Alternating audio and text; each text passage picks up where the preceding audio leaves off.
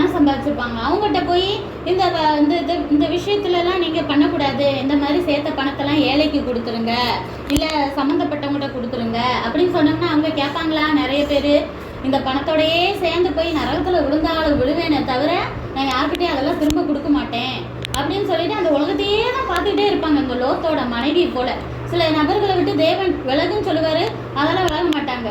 வேணா நாங்கள் ஃபாஸ்டிங் இருந்து ஜெபிக்கிறோம், சர்ச்சுக்கு வர்றோம், இவ்வளோதான் நாங்கள் செய்வோம், ஆனால் செயலில் எதையும் காட்ட மாட்டோம்னு சொல்லிட்டு தெரிஞ்சும் கூட நரகத்தில் விழுகிறவங்க இப்போ ரொம்ப அதிகமாயிட்டாங்க. அவ்வளோ நாள் நல்லா பழகின உறவுகளை திடீர்னு வேணான்னு சொல்கிறதோ, இல்லை பிஸ்னஸ் நெருக்கடியில் தேவையில்லாத பணத்தை வேணான்னு சொல்கிறதோ ஸ்டார்டிங்கில் கண்டிப்பாக கஷ்டமாக தான் இருக்கும். நம்ம சுய பலத்தால் முடியாது.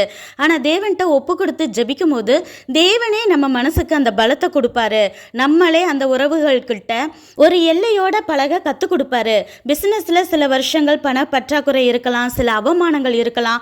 ஆனால் இயேசுவுக்காக வைராக்கியமாக நிற்பேன்னு பொறுத்துக்கிட்டா நிச்சயமாக இழந்ததை விட 2 மடங்கு கொடுத்து போக போக அதை 1000 மடங்காக பெருகும்படிக்கு செய்வார்.